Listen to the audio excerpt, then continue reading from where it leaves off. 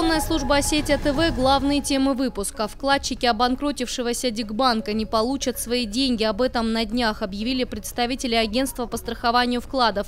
Каждый из этих взносов признан недействительным. Работники Алагирского дорожного управления полгода не получают зарплату. Сегодня возмущенные люди вышли на пикет. Сотрудники предприятия требуют у властей помочь получить кровно заработанные деньги. На пикет вышла и наш корреспондент Рая Дзантиева. Премьерный показ фильма «Туннель» собрал аншлаг. Автор картины, осетинский режиссер Ирина Каргинова, рассказывает о быте людей, которые живут в горах. У них свои мечты и своя реальность. Картина в ближайшее время будет представлена на Всероссийском кинофестивале. Эти и другие темы далее подробно. 1800 вкладчиков обанкротившегося Дигбанка не получат свои деньги. Об этом на днях объявили представители агентства по страхованию вкладов. Каждый из этих взносов признан недействительным. Комментировать эту ситуацию в АСВ не стали. Известно только то, что оснований для выплаты денег этим физическим лицам у банка нет. Редакция «Осетия ТВ» связалась с независимым юристом Мариной Кочиевой. Она также являлась вкладчиком только уже другого обанкротившегося банка БРР. Ей удалось внести свое имя в необходимый реестр. Вот что она думает о сложившейся ситуации. Абсолютно согласна с политикой Центробанка, что надо поддерживать порядок, устранять нарушения в банковском секторе, вовремя останавливать неправильных банкиров и так далее. Но считаю также, что абсолютно недопустимо компенсировать расходы АСВ на выплату страховых возмещений по ликвидированным банкам из карманов в большинстве своем простых граждан страны и делая их таким образом материально ответственными, прямо скажем, за провалы в работе Банка России, того же АСВ и конкретных неправильных банкиров. Я считаю, что по сути самыми разными предлогами происходит внесудебное отчуждение имущества граждан. Происходит грубое игнорирование и, можно сказать, профанация закона о банках и банковской деятельности, инструкций Центробанка и так далее. Вот, прямо скажу, маскируя свои действия каруселью каких-то псевдоюридических конструкций, обещаний и так далее, этот орган, госкорпорация АСВ, подспудно, целенаправленно, без суда, не утруждая себя доказательными основаниями и без исполнения обязательств, просто вот по прихоти их работников вынуждает вкладчиков отстаивать свои интересы разными способами, тогда как сама эта госкорпорация была создана для защиты рядового вкладчика от незаконных действий банков и отдельных банкиров. Вот весь вопрос в том, что почему вкладчик должен доказывать действительность вклада, когда у него на руках все документы по вкладу, оформленному даже не до дня отзыва лицензии, а в период до введения ограничений этому банку. В противном случае получается, что АСВ сегодня незаконно удерживает денежные средства вкладчиков Дигбанка на основании своих каких-то сомнений, а не решений суда. Стало быть, чтобы отнять у человека его собственность достаточно просто так считать, так не бывает.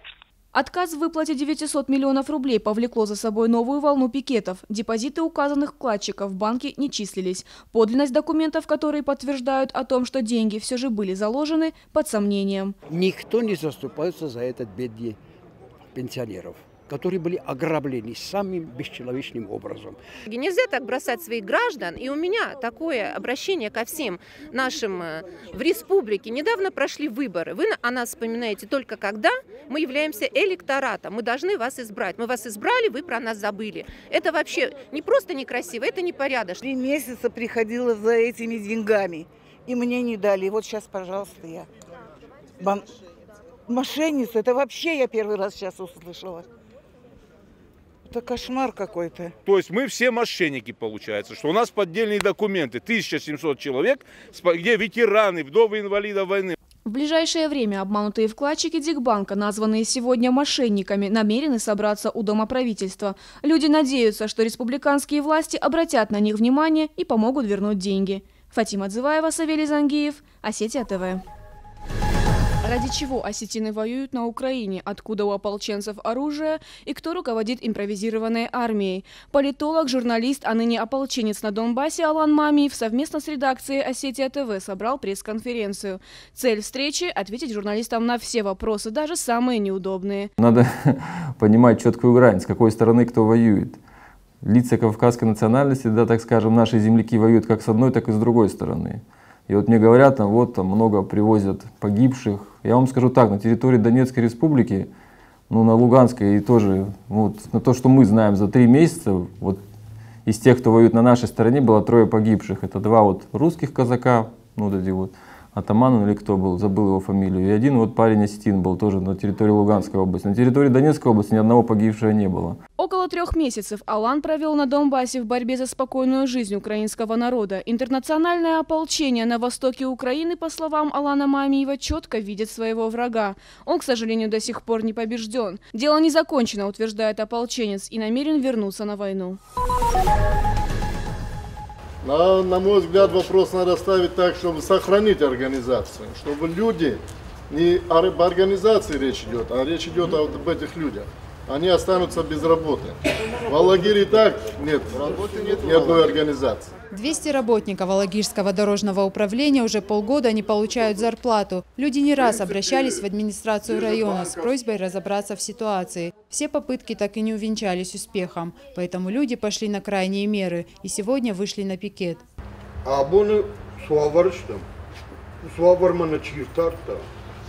Дон камышты. Дон зоапсаунна работает. Акционерное общество открыто. Предусматривает, что любой имеет право приобрести эти акции. Долг перед рабочими составляет 11 миллионов рублей. Успокоить пикетчиков поспешил заместитель председателя правительства Северной Осетии Валентин Базров. Он пообещал людям решить вопрос о выплате денег в течение 2 недель. Мы не понимаем, как эти долги появились, источники этих долгов. С кредиторами проведем переговоры, если в принципе они согласятся на мировое соглашение отсрочить востребование этих долгов, то как-то сохранить предприятие. Но мы все понимаем, что сегодня на дворе осень, а дорожные работы у нас все закончились практически, а начало будет в апреле, в мае.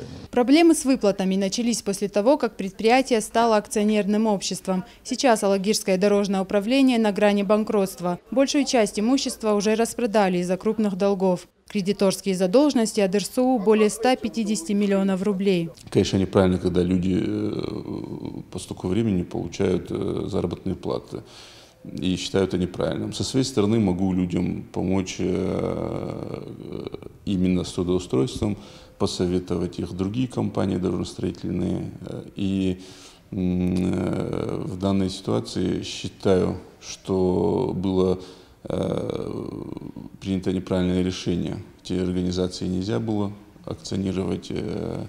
Они были достаточно такими успешными. У Феликса Макеева в дорожном управлении работала целая династия. Много лет здесь трудились его дед и отец. На должности крановщик Феликс проработал 12 лет. Люди, оказавшиеся в такой же ситуации, как он, сейчас перебиваются временным заработком. Правда, есть и те, кто остался без работы. Работал, сводил концы с концами, ничего, не жаловался ни на что.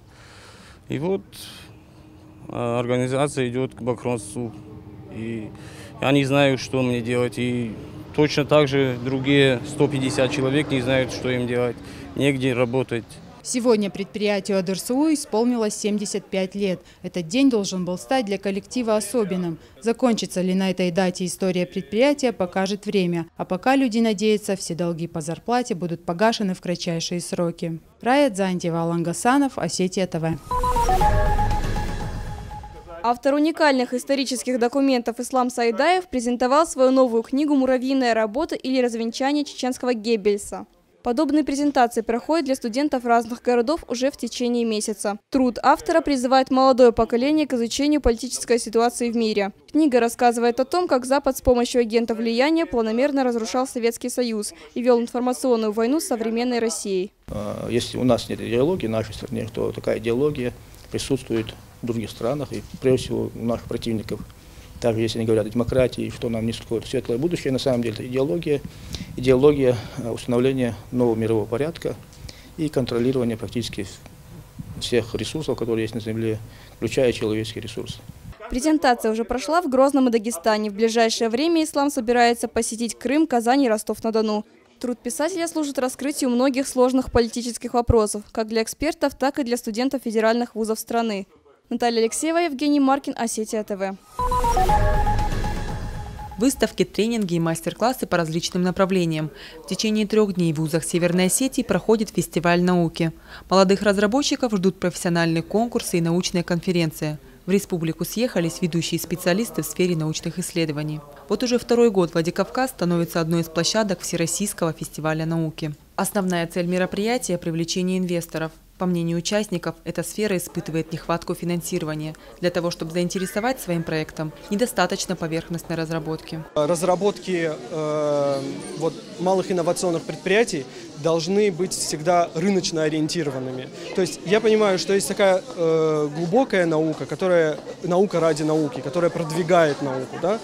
А есть другие научные разработки, которые должны быть практически востребованы человеком. Поэтому человек сам, то есть студент или начинающий предприниматель, должен быть заточен под то, чтобы его мысли, его проекты были востребованы и обществом, и решали какие-то проблемы, какие-то задачи совершенно практические.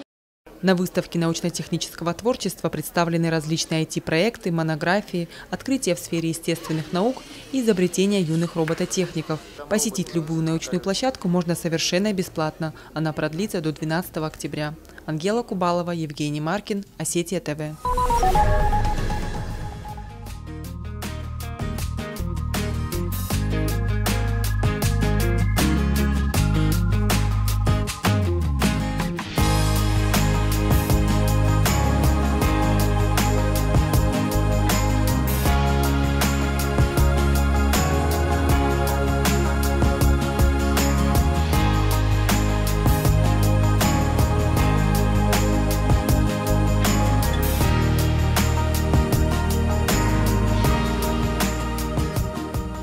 Непростая жизнь в горах через объектив видеокамеры. 3 сестры, оторванные от внешнего мира в высокогорном селении. Каждая со своими переживаниями и мечтами. События разворачиваются в шахтерском поселке Садон. Красота живой природы и чувства героев – основа картины. И никаких спецэффектов. Для многих участие в киноленте стало дебютом на большом экране. Несмотря на это, вжиться в роль им удалось мастерски. Роль этой девочки была мне не так уж далека, потому что она осетинка, как и я, и горы – это все мое родное, поэтому мне было не так уж трудно, и мне очень помогла Ирина Каргинова. Идея снять фильм родилась несколько лет назад, во время работы над документальной передачей, там же в селении Садон. Сценарную заявку представили на всероссийском конкурсе. После отбора она стала одной из лучших. Над съемочным процессом работала компания «Фокус плюс Синема» под руководством Заура Балатаева.